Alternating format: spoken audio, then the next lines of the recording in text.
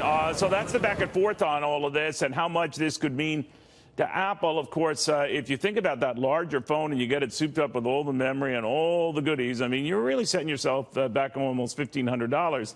Apple assumes a lot of people won't blink, and a lot of people won't. The question is how many are in that camp. Inside Apple author, Fortune executive editor Adam Lashinsky. Adam, we so often use Apple as sort of a proxy on the economy. And I'm wondering, given the success of selling a lot of very pricey products, that would probably be a good statement about the economy. What say you?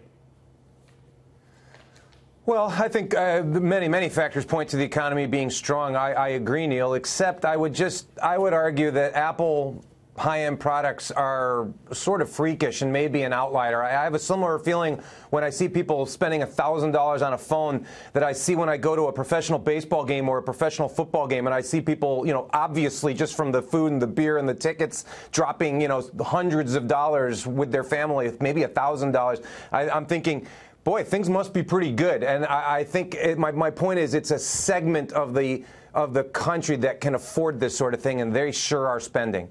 You must be among the second because you're watching that set game with the hot dogs and all the other stuff, right? I'm not in Ben Stein's category, but I'm blessed, Neil. You're right. Stepping back from a little bit here, we look about big ticket purchases, and then in the backdrop of a potential trade dust up, I mean, we already know that a lot of goods are going to be a little bit more expensive, in some cases a lot more expensive thanks to tariffs and the rest. Going into the holiday season, some already are ahead of any of them being implemented. What's your thought on how long this drags out and what the effect will be, even on technology purchases?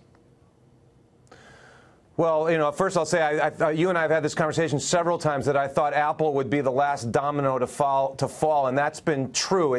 They still haven't. Neither side has hit Apple.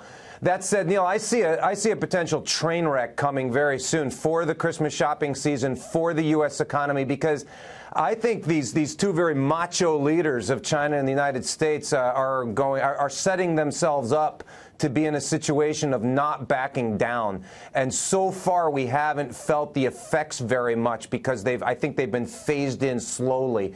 If somebody doesn't blink, I think we could be in for a very nasty surprise. I think it will start at Christmas time, and it'll get really bad in the early part of next year.